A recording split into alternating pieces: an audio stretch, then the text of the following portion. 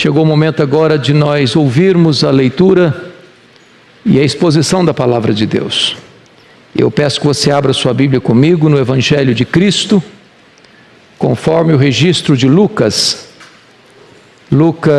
23.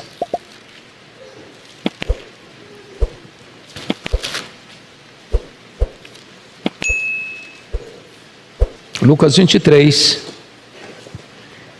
Nós leremos 3 versos. Primeiramente o verso 34. Está escrito: contudo Jesus dizia: Pai, perdoa-lhes, porque não sabem o que fazem. Então, repartindo as vestes dele, lançaram sortes. Segundo versículo ainda neste capítulo, verso 43. Jesus lhe respondeu: em verdade te digo que hoje estarás comigo no paraíso. E finalmente verso 46. Então Jesus clamou em alta voz: Pai, nas tuas mãos entrego o meu espírito. E dizendo isto, expirou. Meus amados, Jesus Cristo, Filho de Deus, o Verbo que se fez carne, andou por toda parte, fazendo o bem, libertando os oprimidos do diabo, ensinando o reino, curando os enfermos, dando vista aos cegos, audição aos surdos, voz aos mudos, movimento aos paralíticos, e ressuscitando os mortos. Ele veio a este mundo, entretanto, para um propósito muito claro. Ele veio para morrer pelos nossos pecados. Ele tinha plena consciência disto. Alertou por 3 vezes os seus discípulos que era necessário que ele subisse para Jerusalém, fosse entregue nas mãos dos principais sacerdotes e dos escribas, para ser crucificado, para ressuscitar ao 3º dia. E com esta consciência, e com esta agenda traçada na eternidade, ele sobe para Jerusalém. E ali nós temos, naquela semana, algumas cenas muito vívidas. A primeira delas no cenáculo, quando ele celebra a última Páscoa, quando ele faz uma transição do judaísmo para o cristianismo, quando ele inaugura a nova aliança em seu sangue, quando ele lava os pés dos discípulos e revela a eles a seguinte verdade: vós me chamais o Senhor e o Mestre, fazeis bem, porque eu sou. Mas do cenáculo Jesus desce para o jardim do Getsemane, e ali tem outro quadro, quando a alma de Jesus se angustia, e angustia até a morte. E ali ele trava a mais titânica batalha da humanidade, uma luta de sangrento suor. Estava diante dele um cálice amargo. Aquele cálice representava a ira de Deus que deveria cair sobre a nossa cabeça, porque o salário do pecado é a morte. E aquele cálice era tão horrível que o Filho de Deus, ao olhar para ele, ao ser confrontado por ele, chora e sangra. E ele ora ao Pai, diz: Pai, se possível, passe-me este cálice, mas se não, seja feita a tua vontade. Uma outra cena, depois da vitória no Getsemane, é a cena do Sinédrio. Naquela noite Jesus é preso, não porque sucumbiu ao poder de Roma, ou foi uma vítima indefesa das tramas do Sinédrio. Diz Lucas que ele foi preso porque aquela era a hora das trevas. E ali no Sinédrio, contrataram testemunhas falsas para acusá-lo. Cuspiram nele, esbordoaram a sua cabeça, costuraram contra ele 2 pesadas e levianas acusações: blasfêmia contra Deus, conspiração contra César. E agora abre-se um outro cenário, o cenário do pretório romano. O Filho de Deus é levado à presença do governador Pôncio Pilatos. As autoridades judaicas vociferavam contra Jesus, dizendo que ele tinha cometido um grande crime, um grande pecado contra Deus e contra César, requerendo um julgamento sumário e uma condenação clara, morte de cruz para ele.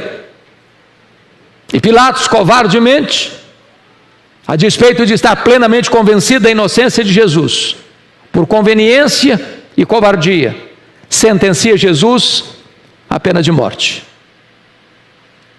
E agora temos um outro quadro, a Via Crucis. A cidade de Jerusalém, na Páscoa, estava super povoada, a população quintuplicava nesse período. As ruas estreitas e apinhadas, lotadas de uma multidão sangue sedenta e tresloucada, que gritava em frene: crucifica-o, crucifica-o, crucifica-o. E ele caminha debaixo do leio maldito, sob as vaias e apupos dessa multidão. As mulheres choram ao vê-lo naquela situação tão constrangedora. E ele confronta as mulheres dizendo: não choreis por mim, chorai por vós e por vossos filhos. Era sexta-feira, 9h da manhã, Jesus foi crucificado, naquele leito vertical da morte, naquele patíbulo de horror, naquela cena de vergonha, opróbrio e dor, naquele espetáculo horrendo. E aquela cruz maldita, porque a Bíblia dizia que maldito é todo aquele que for dependurado numa cruz. Só os mais terríveis criminosos recebiam esse destino tão cruel. Era uma morte dolorosa e demorada. Mas quando Jesus chega na cruz, ele vai proferir daquela cruz 7 palavras, que na verdade são 7 discursos. Palavras proferidas no tempo, que atravessam séculos e que ecoam na eternidade. Que palavras são essas? Em primeiro lugar, meus irmãos, Jesus proferiu a palavra do perdão. E eu fico imaginando, pastor Erival, o povo passando diante da cena da crucificação, uns meneando a cabeça, outros zombando, outros escarnecendo, outros dizendo: se tu és filho de Deus, desça dessa cruz. Aqueles que cuspiram nele, aqueles que esbordoaram a sua cabeça, estavam lá naquela cena, zombando dele, escarnecendo dele. E debaixo dessa cena tão hostil, tão violenta, tão cruel, tão desumana, a primeira palavra que Jesus proferiu naquela cruz é esta de Lucas 23:34. Jesus olha para esta massa humana violenta, animalesca, cruel, e ora: Pai, perdoa-lhes. E ainda sai em defesa daqueles que o crucificaram, atenuando-lhes a culpa. Eles não sabem o que fazem. Jesus está pagando o mal com o bem. Jesus está pedindo perdão para aqueles que tramaram a sua morte. Jesus está atenuando a culpa daqueles que o pregaram naquela cruz. Que direito você tem, que direito eu tenho agora de negar perdão? Que direito você e eu temos de nutrir mágoas? De pagar o mal com o mal? Esta é a primeira lição da cruz, é a lição do perdão. Mas a segunda palavra proferida por Jesus na cruz está aqui em Lucas 23:43. Jesus lhe respondeu: em verdade te digo que hoje estarás comigo no paraíso. A questão aqui, quando Mateus informa esse fato, Jesus foi pregado entre 2 ladrões, 2 criminosos, 2 homens que eram transgressores da lei, viveram à margem da lei, como um transtorno para a sociedade.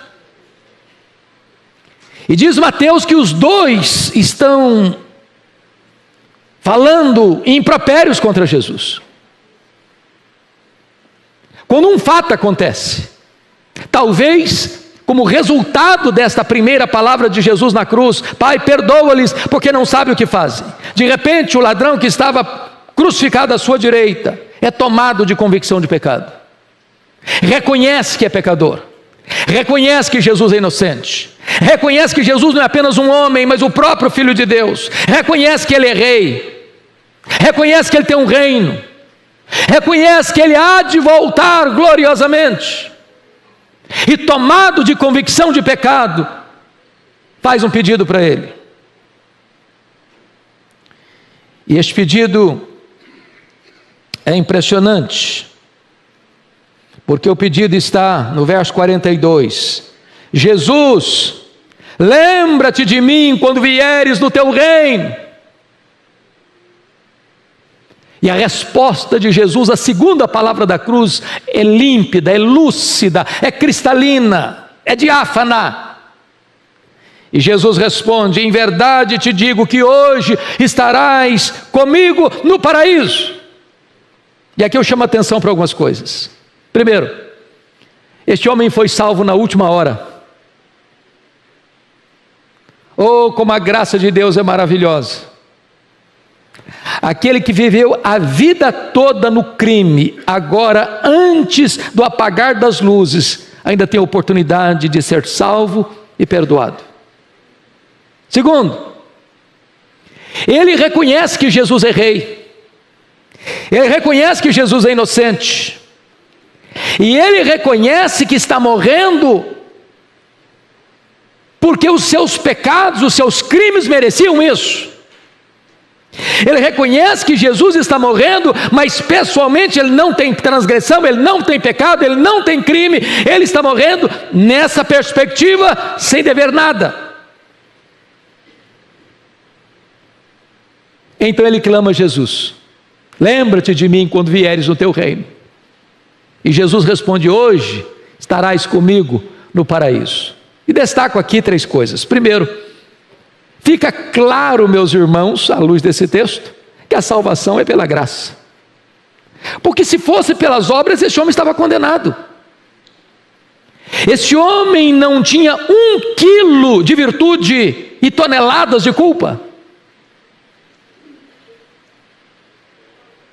Se ele fosse julgado pelo critério da lei, ele estaria inexoravelmente condenado. Mas a salvação é pela graça. A salvação não é por aquilo que você faz para Deus, mas por aquilo que Cristo fez por você na cruz do Calvário. Segundo, a salvação é imediata. Hoje estarás comigo no paraíso. Não é amanhã, não é depois que morrer, não é quem sabe num futuro incerto. É hoje, é agora. Não importa quão longe você tenha ido, não importa quão distante você esteja, não importa quão profundamente você tenha caído, não importa quais são as suas amarras espirituais que prenderam você num berço de cegueira. Se nesta noite você reconhecer que Jesus é o seu Salvador pessoal, agora mesmo, nesta mesma noite, você é salvo.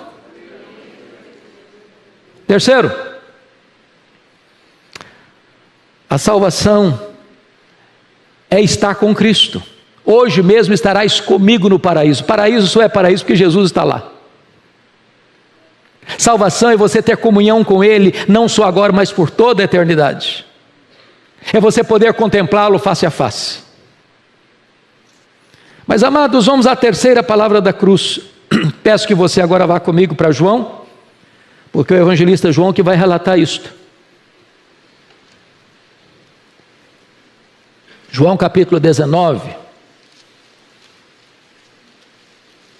versos 26 e 27.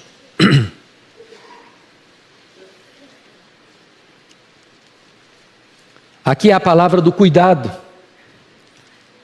Vendo Jesus sua mãe, e junto a ela o discípulo amado, disse: mulher, eis aí teu filho.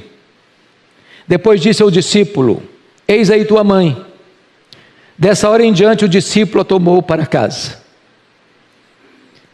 Jesus está pregado naquela cruz, e Maria, sua mãe, está diante desta cena horrenda, com o coração e a alma partida, vendo o seu filho primogênito crucificado, zombado e escarnecido. Diz a Escritura que os irmãos de Jesus, os outros filhos de Maria, e estes filhos de Maria com José, porque Jesus era fruto da obra do Espírito Santo, ainda não tinham crido em Jesus, só foram crer em Jesus depois que ele ressuscitou. É muito provável que José, a essas alturas, já tinha morrido. E antes de morrer, Jesus não deixa sua mãe desamparada. Dá uma ordem para João, que é o discípulo amado, para cuidar de Maria, para acompanhar Maria. E de fato João cumpriu essa ordem, porque Maria foi morar com João mais tarde na cidade de Éfeso. E aqui tem um princípio de Jesus na cruz. É necessário que os filhos cuidem de seus pais. Os filhos não podem desamparar os pais. Mesmo diante da cena mais amarga da vida, os filhos precisam cuidar de seus pais. E Jesus está nos dando um exemplo de dignidade humana, e de valor humano, e de valor da família, e de valor da maternidade, e de valor do cuidado uns pelos outros. Mas é a quarta palavra da cruz. Eu peço que agora você vá comigo para Mateus 27, verso 46, que também é repetida a mesma fala de Jesus, a quarta palavra da cruz, em Marcos 15, 34, mas nós vamos ler Mateus 27, 46. Está escrito o seguinte: por volta da hora nona, 3 horas da tarde, era exatamente a hora em que Jesus morreu também, clamou Jesus em alta voz, dizendo: Eli, Eli, lama sabachthani, que quer dizer: Deus meu, por que me desamparaste? Esta é a palavra do desamparo. E talvez, irmãos, nas palavras do apóstolo João, no final do seu evangelho, se os homens tentassem explicar, e detalhar a profundidade desta palavra, talvez os livros não seriam suficientes. O amado do Pai, aquele que tinha plena comunhão com o Pai antes da fundação do mundo, aquele que o Pai disse lá no Jordão: este é o meu filho, o meu amado, em quem eu me deleito. Aquele de quem o Pai disse lá no Monte da Transfiguração: este é o meu filho, o meu eleito, a ele ouvi. Agora diz a Bíblia que o Pai desampara o seu filho na cruz. E por que o desampara? A Bíblia chega a informar que ao meio-dia o sol escondeu o rosto e houve trevas sobre a terra, da hora sexta à hora nona. Até o próprio sol escondeu o seu rosto e a claridade fugiu. Naquele momento, amados irmãos, estava acontecendo na cruz o que disse o profeta Isaías: que Deus lançou sobre ele a iniquidade de todos nós. Naquele momento estava acontecendo o que a Bíblia informa, que naquela hora agradou ao Pai moê-lo.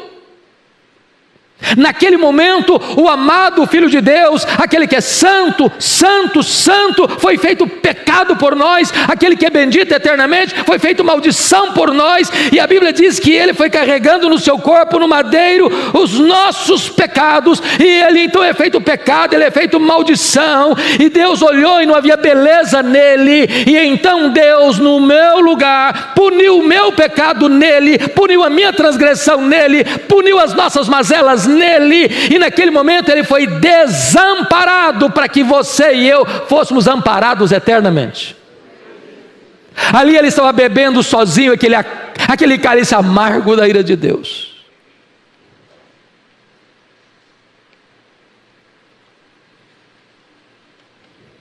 Mas aí vem a quinta palavra da cruz, e eu peço por favor que você volte comigo para João, porque só João faz esse relato. João 19, versículo 28.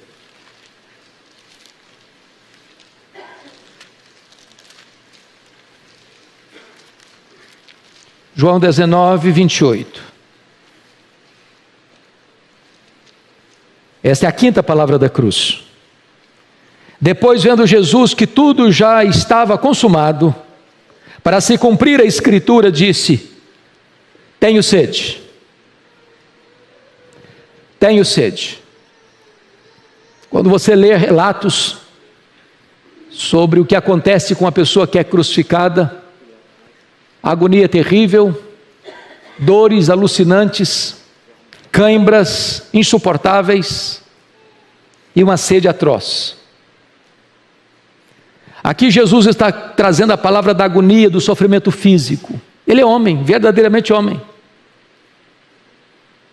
Seu sofrimento não foi uma ilusão, suas dores não foram minoradas, sua sede não foi aplacada.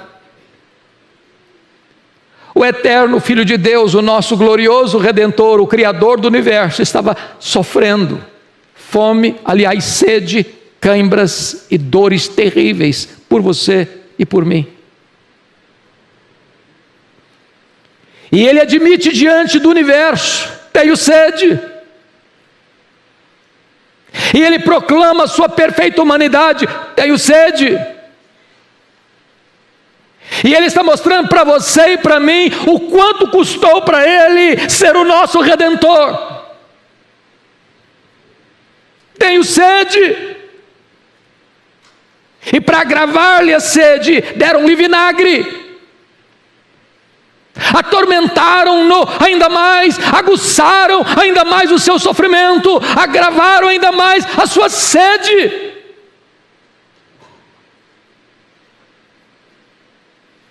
Mas aí vem a sexta palavra da cruz.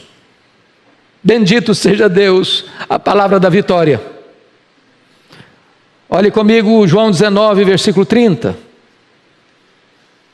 Quando pois Jesus tomou o vinagre, disse: está consumado.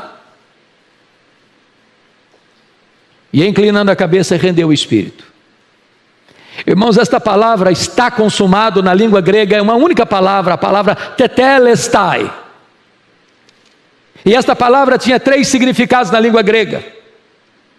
Primeiro significado: quando um pai dava uma ordem a um filho, e o filho cumpria aquela ordem, ele chegava para o pai e dizia: tetelestai, eu cumpri a missão que tu me confiaste.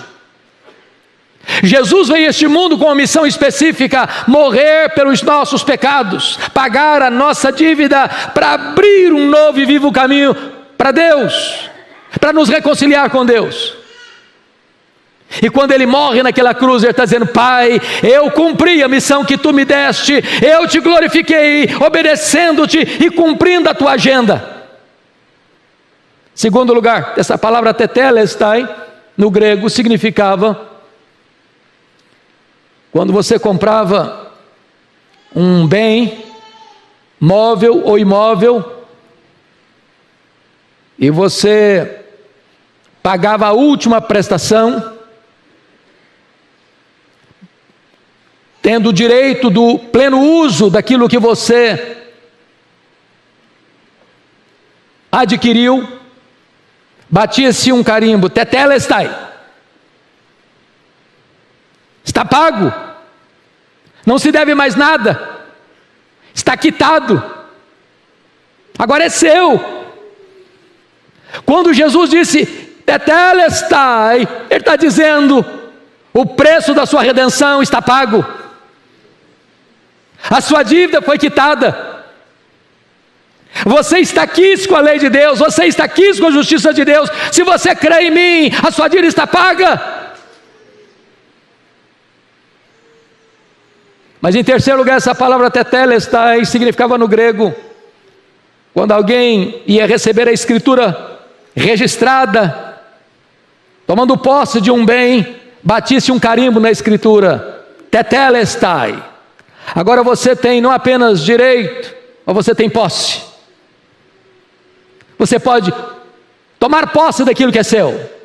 É por isso que a Bíblia diz, Paulo dizendo para Timóteo: Timóteo, tome posse da vida eterna. A vida eterna é sua agora, é um presente para você, pode usufruir, a partir de agora. Irmãos amados, Jesus não foi para aquela cruz como um fracassado. Ele não foi para aquela cruz como um derrotado. Quem estava no controle não eram os soldados que prenderam Jesus, que açoitaram Jesus e que crucificaram Jesus. Quem estava no controle não era o sinédrio judaico, não era Pôncio Pilatos. Quem estava no controle de toda aquela cena era o próprio Senhor Jesus. Nada saiu do script, nada saiu do programa, nada saiu da agenda, e Ele está aqui coroando esta cena, dizendo: está consumado. Mas finalmente a última palavra de Jesus na cruz. Confira comigo, voltando para Lucas 23, por favor, verso 46. Lucas 23, 46.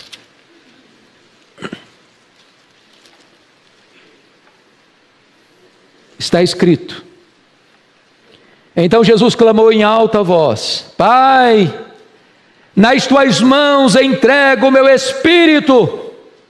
E dizendo isto, expirou. Esta é a palavra da rendição. Sabe o que ele está dizendo aqui? Eu vim para morrer. Eu vim para dar a minha vida. Eu cumpri o meu trabalho. Eu terminei. Ele está dizendo para o Pai o que diz na oração sacerdotal: eu te glorifiquei. E Jesus glorifica o Pai na sua morte. Jesus está dizendo: Pai, eu te glorifiquei dando a minha vida. Estou de volta para casa. Estou de volta para casa. Recebe o meu espírito. E diz a Bíblia que assim Ele expirou.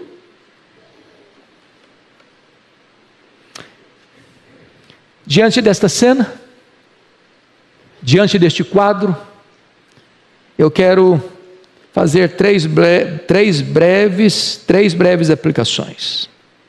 Primeiro, o nosso pecado é horrível. Horrível. Porque na verdade quem prendeu Jesus naquela cruz não foram os cravos, mas os nossos pecados. Ele não foi para aquela cruz porque Judas o traiu, ou porque Pedro negou, ou porque o sinédrio prendeu, ou porque Pilatos o condenou. Ele foi para aquela cruz porque o Pai o entregou por amor. Ele foi para aquela cruz porque Ele voluntariamente se deu. Não havia um caminho mais fácil para Deus salvar você e a mim, a não ser que o próprio Filho de Deus sofresse toda a agonia daquela cruz, no meu lugar, no seu lugar, morrendo vicariamente. Segundo, o amor de Deus é maravilhoso, porque você e eu amamos aqueles que nos fazem bem, que nos querem bem. Mas a Bíblia diz que Deus provou o seu próprio amor para conosco pelo fato de ter Cristo morrido por nós, sendo nós ainda pecadores.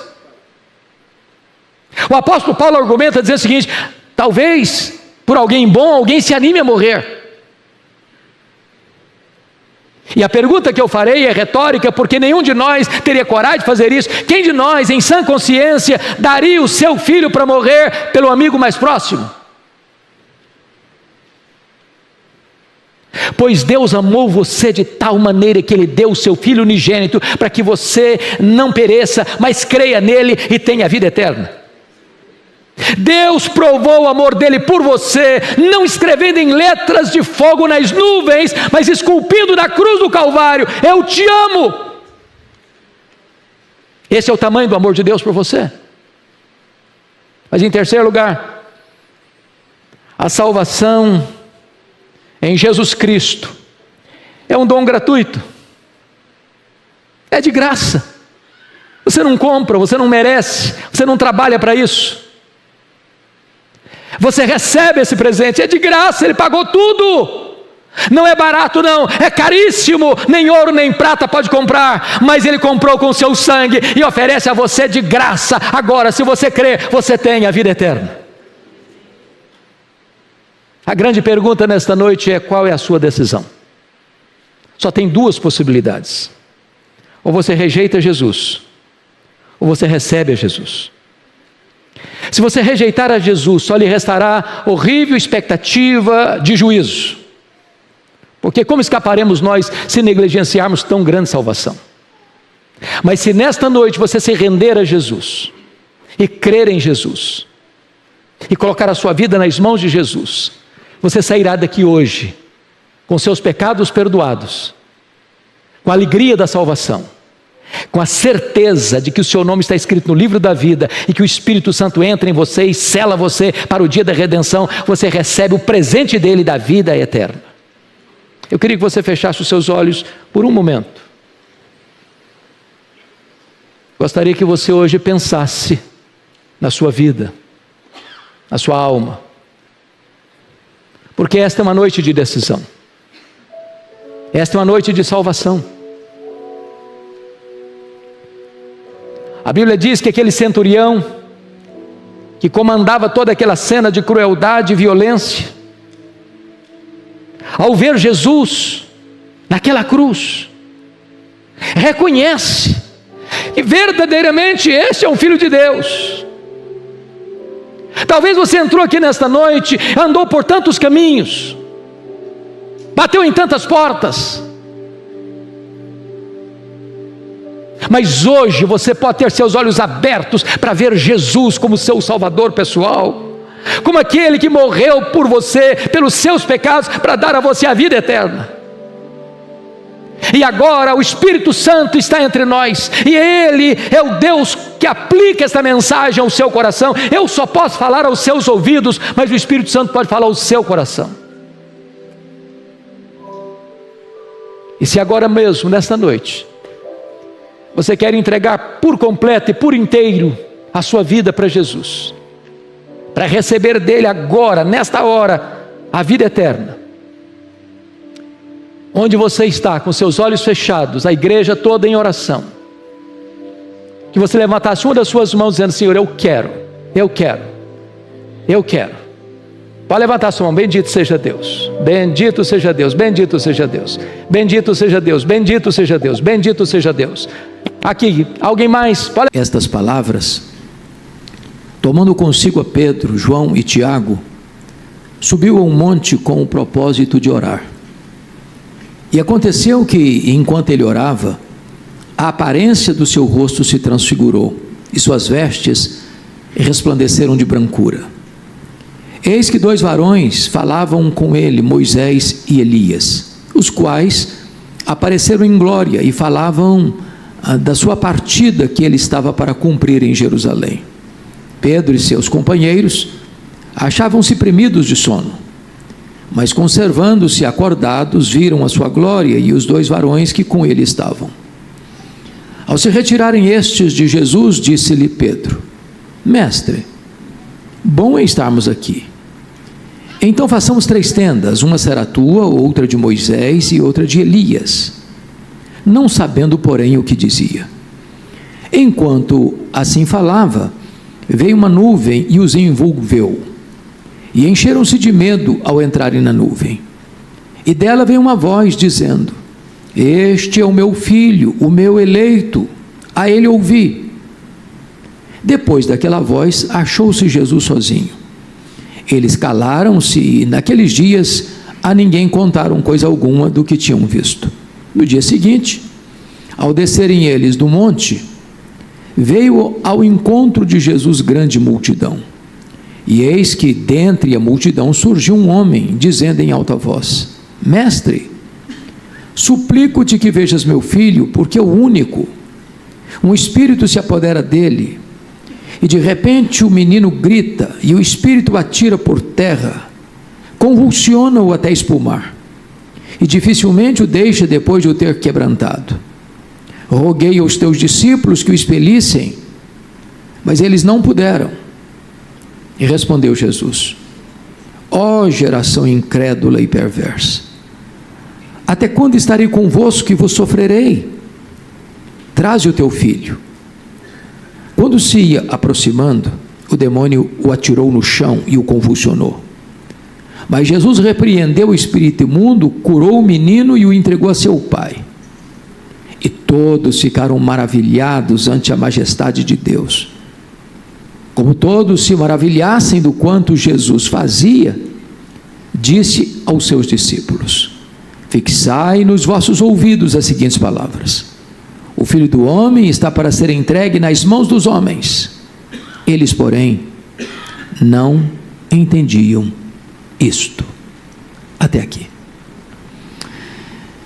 Meus amados, este episódio, conhecido por todos nós como transfiguração, ocorre uma semana depois de uma revelação inédita de Jesus aos seus discípulos, de que era necessário que ele subisse para Jerusalém e fosse entregue nas mãos dos principais sacerdotes e escribas para ser crucificado.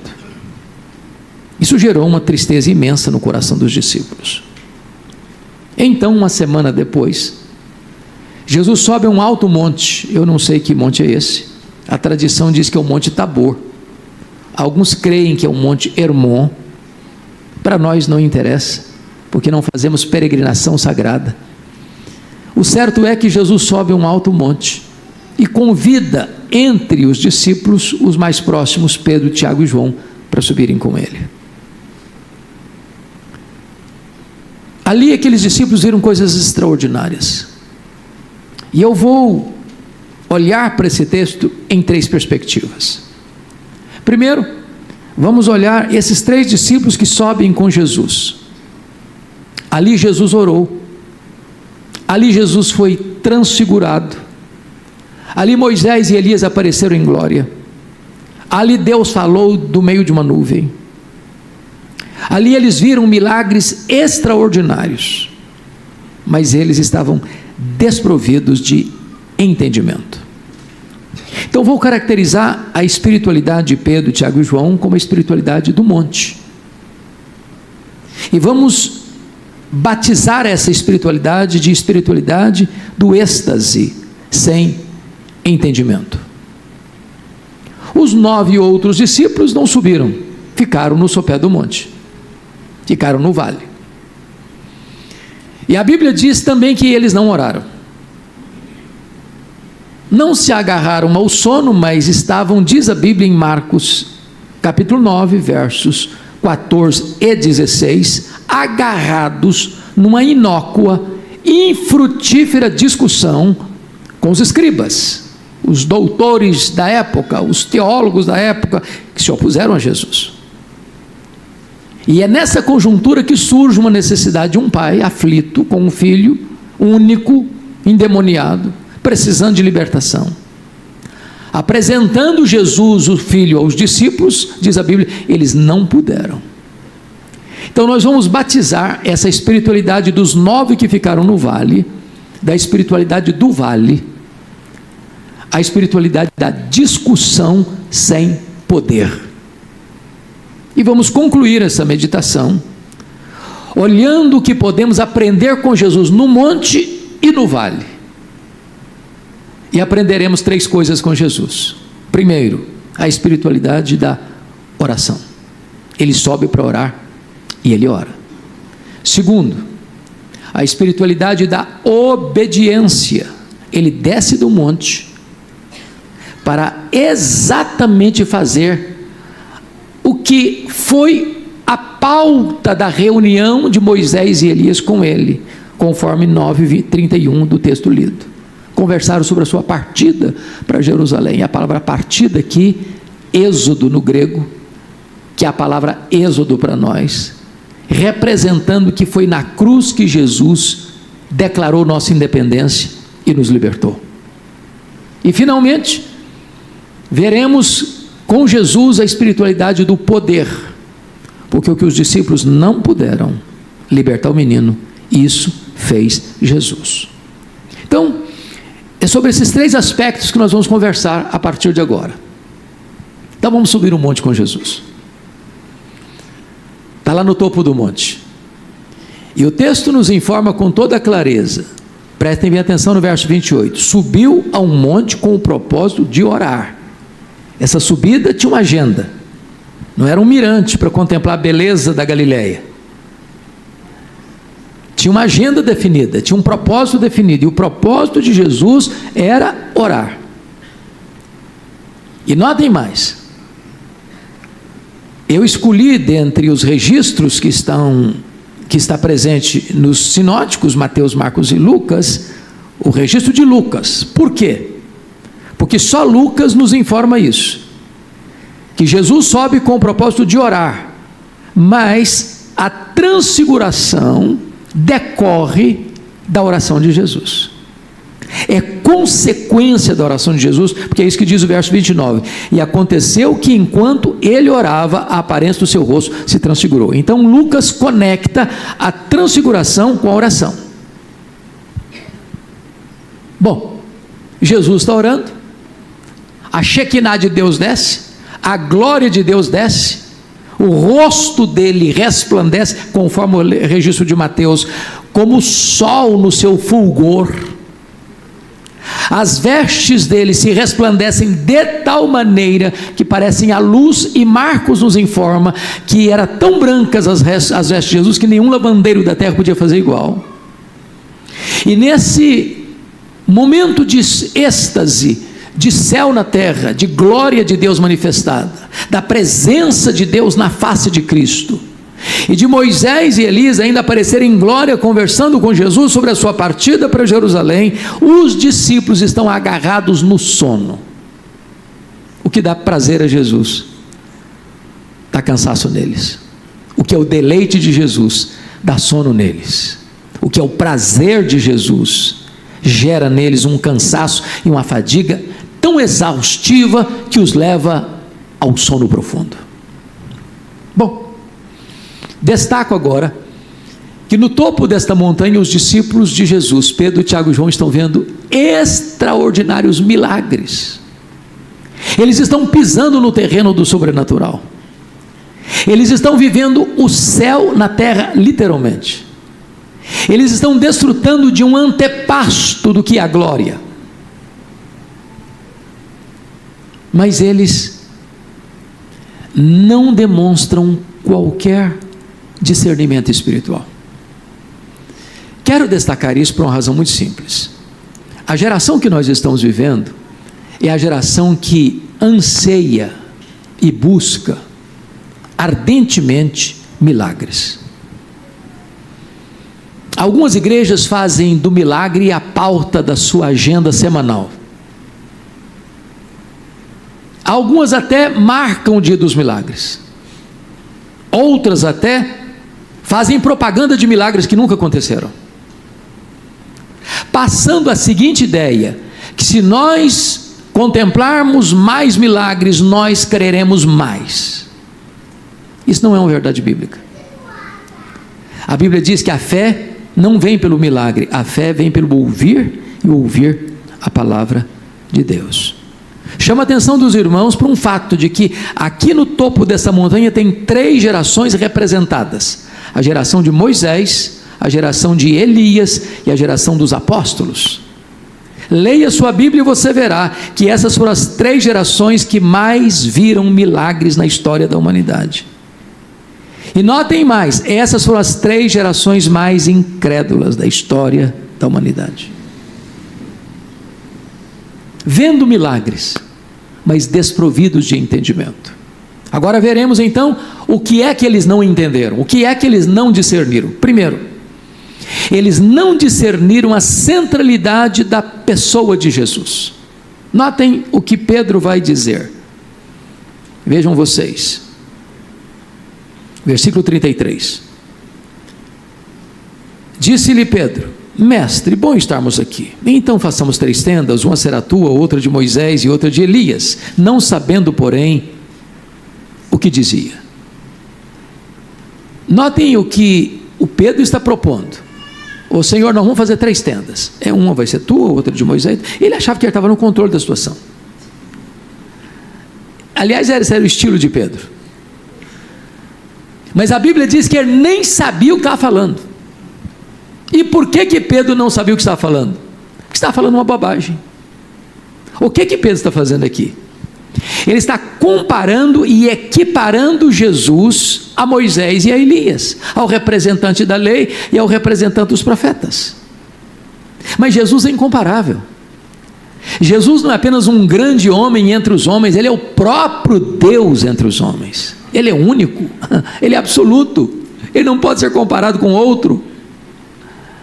Pedro está vendo milagres, mas não percebe e não discerne a centralidade da pessoa de Jesus. Jesus não é apenas um grande homem, ele é o próprio Deus encarnado, vendo milagres, mas sem discernimento da centralidade da pessoa de Jesus. Segundo lugar, Pedro e os seus colegas estão vendo milagres, pisando no terreno sobrenatural, mas não discernem a centralidade da missão de Jesus. Voltem os seus olhos ao verso 31. Eu pergunto a vocês, qual foi a pauta da reunião de Moisés e Elias com Jesus no monte? Conversaram sobre que assunto? Sobre a sua partida para Jerusalém. Como disse, a palavra partida aí no grego é êxodos, de onde vem a nossa palavra portuguesa, êxodo. Trocando em miúdos, eles estão conversando com Jesus sobre a sua morte na cruz.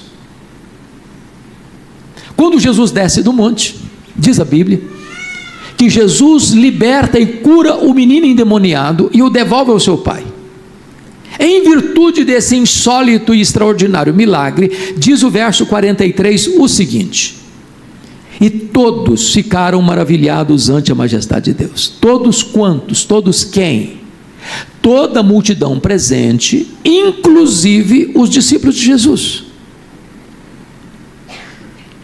Mas diz o texto ainda, como todos se maravilhassem do quanto Jesus fazia. Agora notem isso.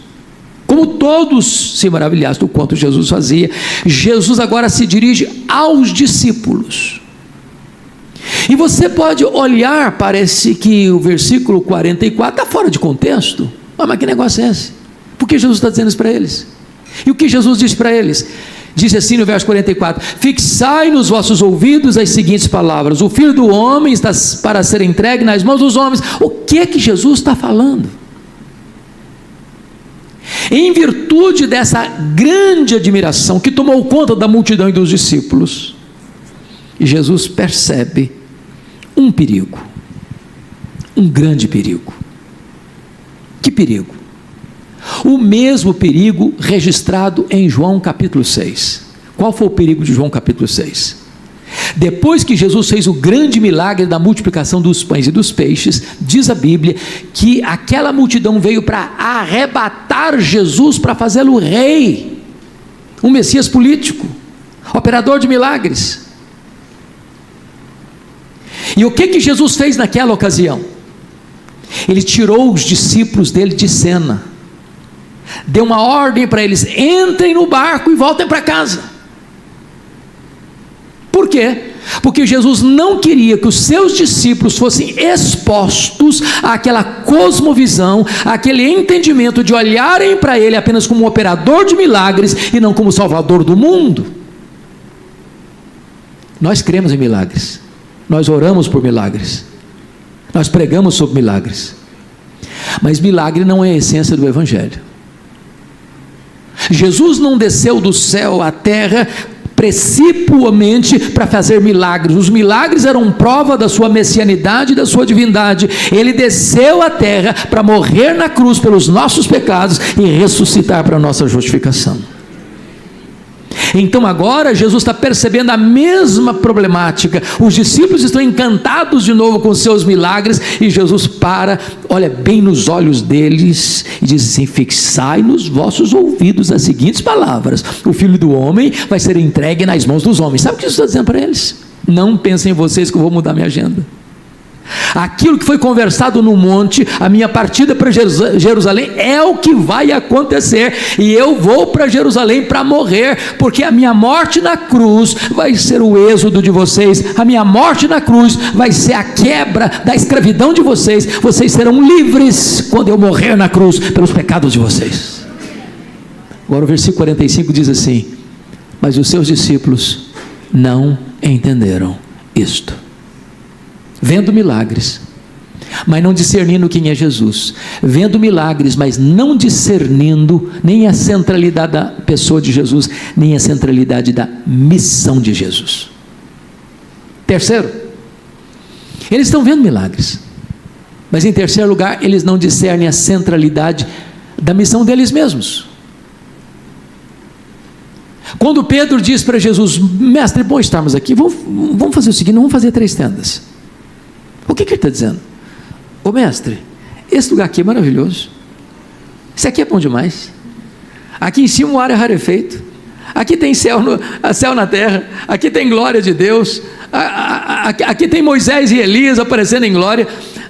Vamos fazer o seguinte, senhor, não vão descer não, lá embaixo tem tanta gente sofrendo, tem tanta gente sangrando, tem tanta gente oprimida, tem tanta gente endemoniada, vão ficar aqui. Para que descer? Agora notem, o Senhor nos reúne aqui nesse templo tão aconchegante, e é bom demais estar aqui. Mas entendamos, o nosso ministério é lá no vale, é lá na empresa, é lá na universidade, é lá na escola, é lá no trabalho, é lá na vizinhança. É lá que tem gente precisando de socorro e de ajuda. Deus traz você aqui para abastecer você, para encher o seu tanque, para fortalecer você, para reanimar você. Mas é lá que você vai exercer o seu trabalho e o seu ministério.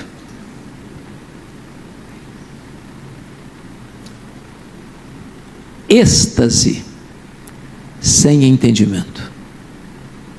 Essa era a espiritualidade de Pedro, Tiago e João. Vamos descer o monte agora. Vamos lá para o vale. Quando Jesus desce, estavam lá os 9 discípulos. Tem uma grande multidão. E no meio dessa grande multidão tem um homem muito desesperado. É um pai aflito. Ele tem um filho, e a Bíblia diz que é filho único, que está enfrentando um baita de um problema: a possessão. E eu fico imaginando, presbítero Edson, que quando aquele pai ficou sabendo que os discípulos estavam na área, ele deve ter dado um suspiro de alívio e disse: que bênção, os homens de Deus chegaram e vão me ajudar. E ele apresenta o filho aos discípulos, e diz a Bíblia que os discípulos não puderam, porque os que ficaram no sopé do monte também não oraram, também não jejuaram. E o texto de Lucas não nos informa isso, nem Mateus, mas Marcos 9, verso 14 e verso 16, nos dá uma pista por que é que eles não puderam. Porque em vez de eles estarem orando e jejuando e fazendo a obra, eles estavam discutindo a obra com os inimigos da obra, com os escribas. E aqui está, meus irmãos, para mim um dos pontos mais críticos da nossa geração, mormente com o advento das mídias sociais. Tem muita gente que quer discutir a obra.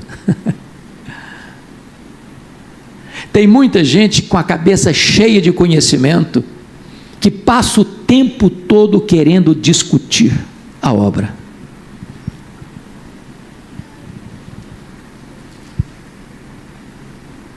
E discutir a obra, irmãos, pode até ter seu espaço. Nós que passamos pela bênção de Deus por um seminário, tivemos uma matéria chamada apologética, defesa da fé. Você tem que dar razão da esperança que há em você, mas preste atenção nisso. Às vezes ficar discutindo a obra em vez de fazer a obra nos tira do foco. Hoje, se você não tomar cuidado, os pastores sabem disso, tem tantos grupos de discussão hoje que se você for entrar em todos, você não faz nada. Passa o dia inteiro discutindo ideias, posições, doutrinas, às vezes discussões até boas, em si até saudáveis, mas que roubam o seu tempo, que tiram o seu foco,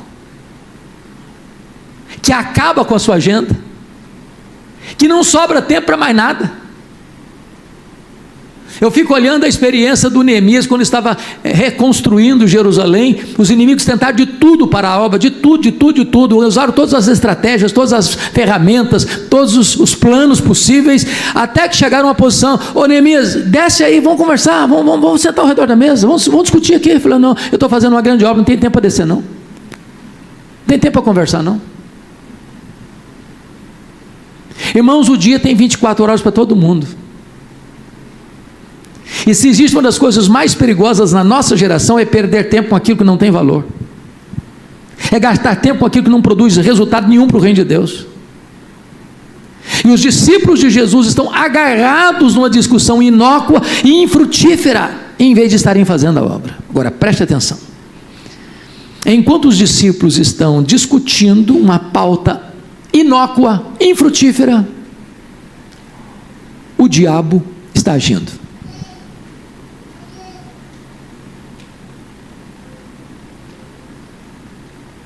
Tem um menino atormentado. E o inimigo age com crueldade, porque o texto diz que era filho único.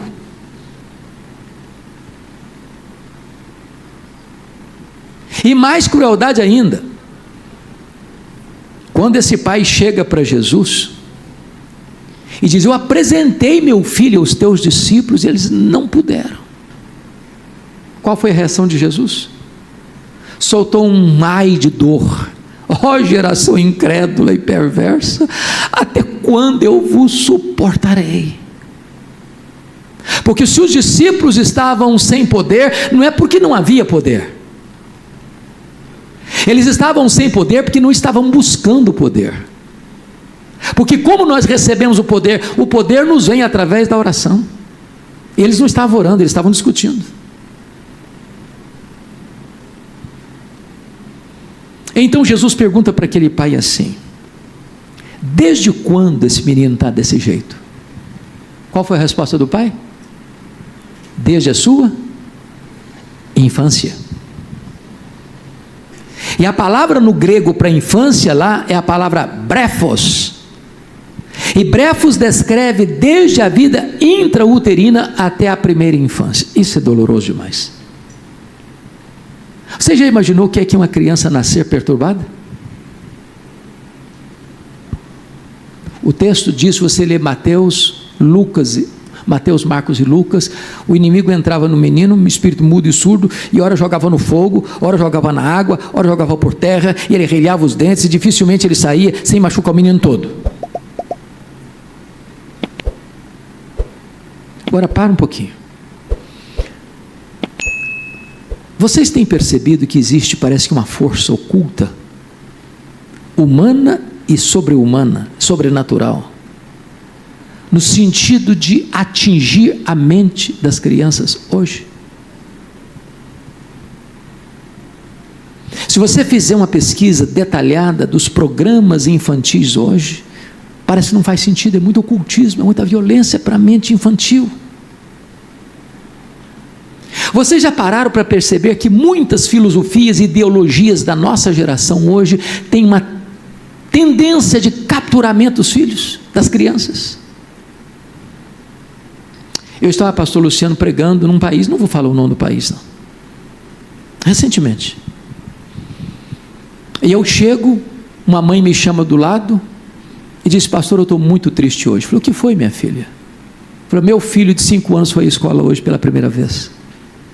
Ele chegou na escola, o professor o chamou à parte e disse para ele, em particular: você é que escolhe quem você quer ser, se um menino ou uma menina. E eu fico a perguntar: meu Deus, com que propósito? Com que finalidade?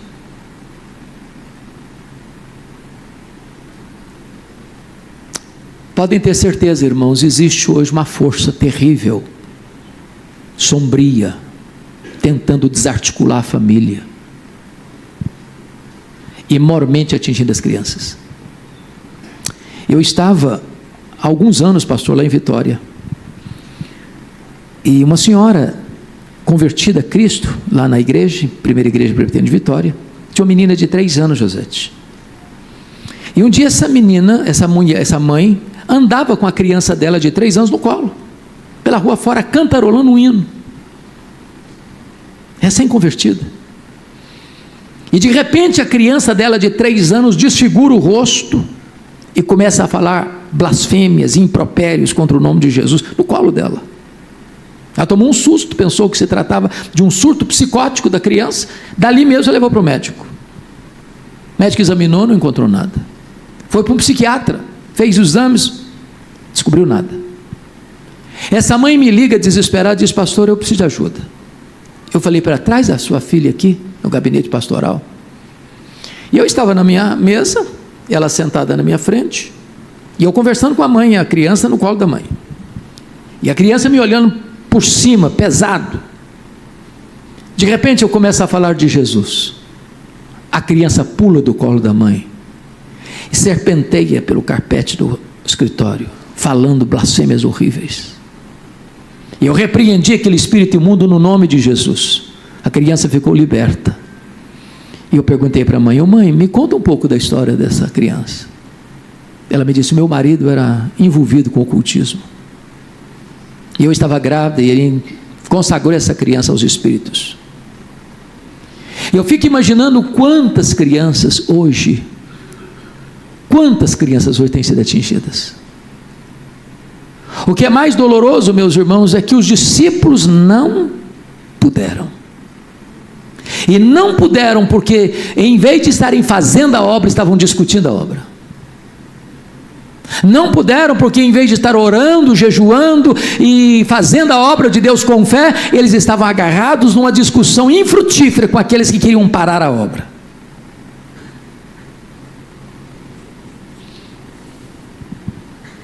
Tenho recebido constantemente, pastor Luciano, convites para discutir.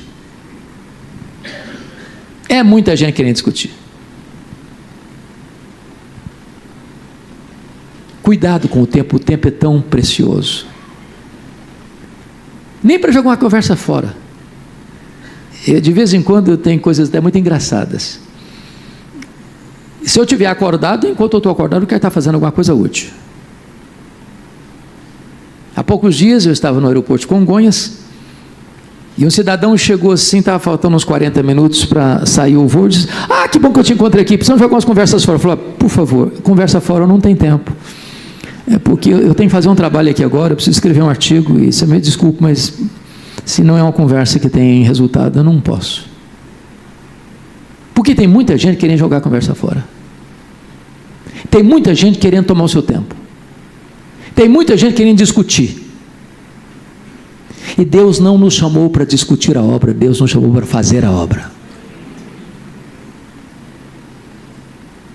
Mais tarde os discípulos chegaram em casa, perguntaram para Jesus assim: o Senhor, por que nós não conseguimos libertar aquele menino? O que Jesus respondeu? Esta casta não sai senão com oração e jejum. Não importa o quanto você conhece de Bíblia, não importa quão ilustrado seja o seu saber, a não ser que você seja um homem ou mulher de oração, não haverá virtude, não haverá poder. Bom, aprendemos com Jesus no monte de que quando nós oramos, a glória de Deus se manifesta. Aprendemos com Jesus no vale que não basta apenas conhecimento, é preciso de poder. Então eu quero agora encerrar olhando os 3 aspectos que nós aprendemos com Jesus. Primeiro, a espiritualidade da oração. Ele subiu o monte com o propósito de orar, e enquanto orava, o seu rosto se transfigurou e as suas vestes resplandeceram de brancura. Quando você ora, a glória de Deus se manifesta na sua vida. Quando você ora, o céu desce à terra. Quando você ora, a Shekinah de Deus vem e toma conta do seu corpo, das suas vestes, da sua aparência. Segundo, por que esse fato ocorreu? Exatamente para consolar Jesus e preparar Jesus para a cruz. Para dar um insight para aqueles discípulos que estavam tristes há uma semana passada, quando Jesus disse que ele tinha que subir para Jerusalém e ser entregue aos principais sacerdotes e ser crucificado, de que a cruz precede a glória, que a cruz não é um fim, que ao fim da cruz tem a glória. E quando você ora, Deus prepara você antecipadamente para enfrentar os grandes dramas da vida. Sem oração, a gente enfraquece, sucumbe. Terceiro, porque Jesus orou, o Pai o defendeu. O que eu acho curioso, pastor Luciano, é que uma semana antes o Pedro tinha dado uma bola fora, porque quando Jesus falou para ele, ele tinha acabado de afirmar: tu és o Cristo, o Filho do Deus vivo, e Jesus então diz: olha, agora você sabe quem eu sou, então deixa eu dizer uma coisa para vocês, de primeira mão, eu vou para a cruz. E o Pedro chamou Jesus à parte: vem cá Jesus, vem cá um pouquinho, e passou a repreender Jesus. De modo nenhum isso pode acontecer. Tem compaixão de mim mesmo. Que negócio é esse de falar em morte logo agora? Que é isso? Larga a mão desse pensamento. E Jesus disse: arreda, Satanás, não cogitas das coisas de Deus, apenas das coisas dos homens. Uma semana depois, Jesus chama o Pedro: vem cá, Pedro, vou continuar investindo na sua vida. Aí o Pedrão está lá no monte, no êxtase, porque ele viu 4 milagres no monte. Primeiro milagre, Jesus é transfigurado. Segundo milagre, Moisés e Elias aparecem em glória. Terceiro milagre, uma nuvem luminosa os envelopa. Quarto milagre, de dentro da nuvem surge uma voz divina: este é o meu filho, meu eleito, a ele ouvi. Aí o Pedro sempre tem que falar alguma coisa, mesmo que não saiba o que está falando. Ô Senhor, esse negócio é bom demais da conta. Se fosse mineiro, isso é bom. Não vou descer esse monte não, vamos ficar por aqui mesmo.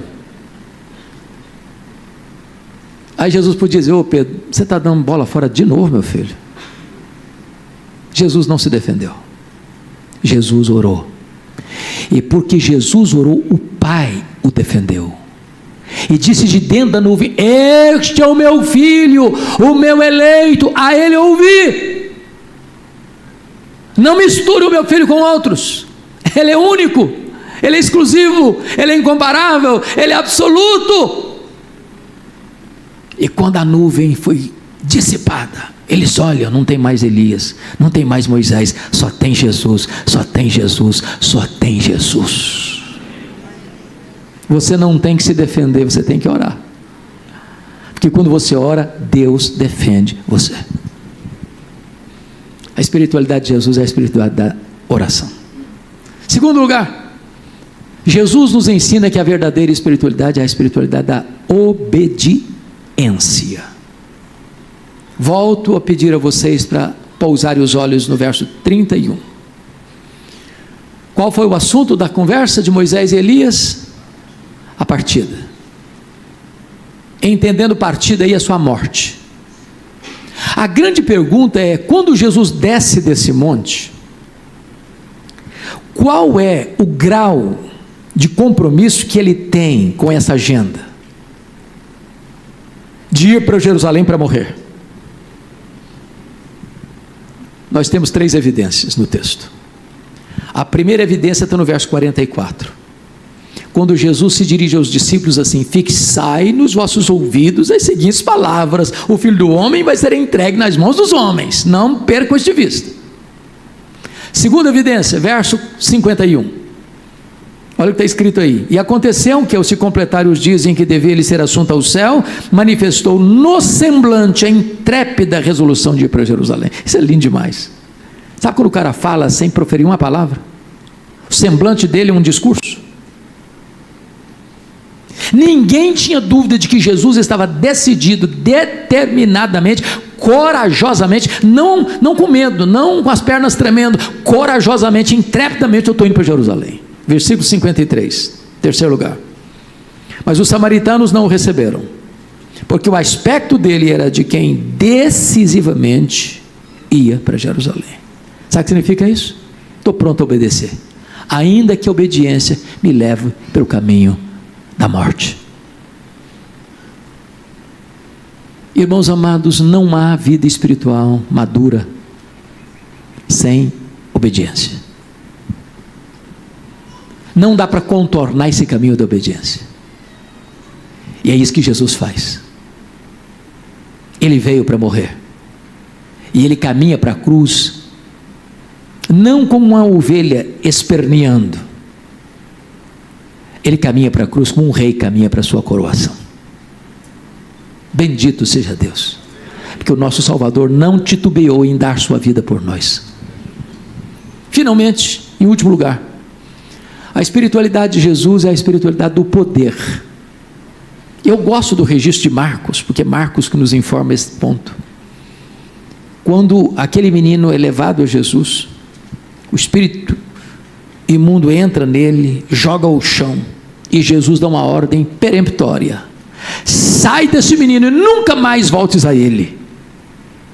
Porque você sabe que quando as pessoas eram libertas, e até hoje é assim, se a pessoa que foi liberta não se compromete com Cristo, não se rende a Cristo, aqueles espíritos que saíram podem voltar, e o segundo estágio pode ser pior do que o primeiro.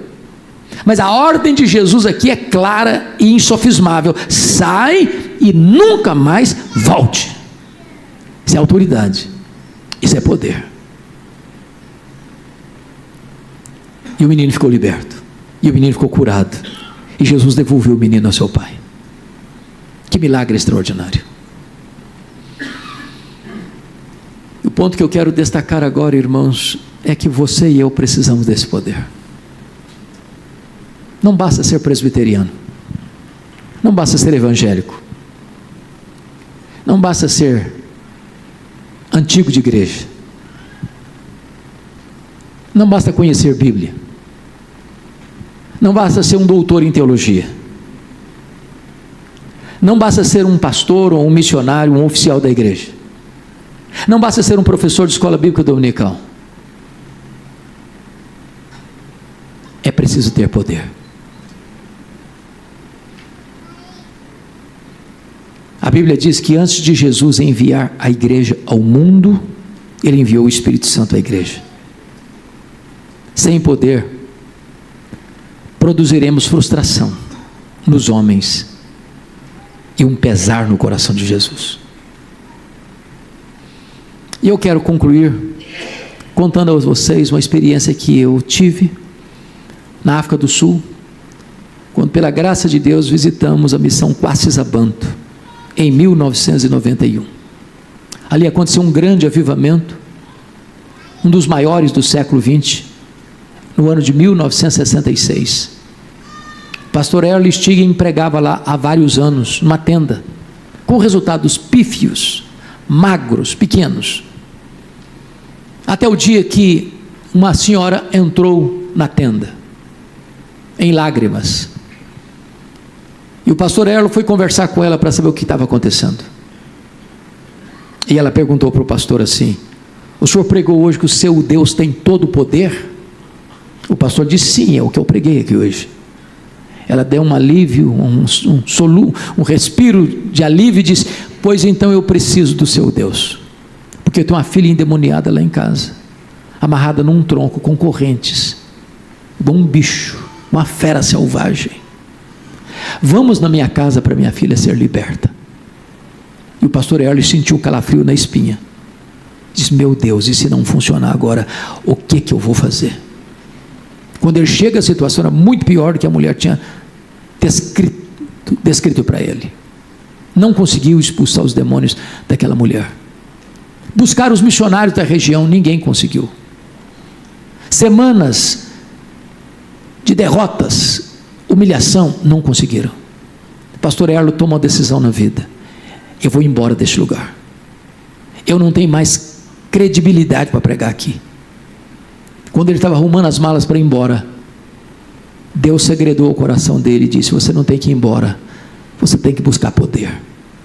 E eles pararam a agenda deles e começaram a buscar a Deus em oração. Semanas, meses de oração, lágrimas, arrependimento, confissão de pecados, acerto da vida com Deus. Nos últimos 3 meses, eles se reuniram 3 vezes por dia, só conseguiam chorar, tamanho a convicção de pecados que Deus trouxe sobre eles. Perceberam quão áridos estavam, quão estéreis estavam. Depois de 3 meses de lágrimas, numa determinada manhã, o Espírito Santo foi derramado sobre eles. Ficaram cheios do Espírito Santo. A primeira coisa que fizeram foi lá naquela casa e, na autoridade do nome de Jesus, libertar aquela moça. Feiticeiros iam de longe, correndo com pressa para acertar a vida com Deus. Ali vimos um templo construído numa fazenda para 15 mil pessoas, com 3 cultos por dia. Gente do mundo inteiro indo lá ver o que Deus estava fazendo. Ali cegos viram, ali tetraplégicos andaram, ali mortos ressuscitaram, ali multidões aos borbotões se rendeu a Cristo. Isso aconteceu quando eles reconheceram que precisavam de poder. Eu preciso desse poder. Você precisa desse poder. A igreja precisa desse poder. E Jesus disse para os seus discípulos: permanecei na cidade até que do alto sejais revestidos de poder, e recebereis poder ao descer sobre vós o Espírito Santo, e sereis minhas testemunhas, tanto em Jerusalém como em toda a Judéia e Samaria, até os confins da terra. Aprendemos com Jesus, portanto, sobre oração, sobre obediência e sobre poder. Você deseja isso para a sua vida? Se você deseja isso para a sua vida, eu queria orar com você e por você. Onde você está, por favor, então fique em pé. Eu quero orar por você nesta noite.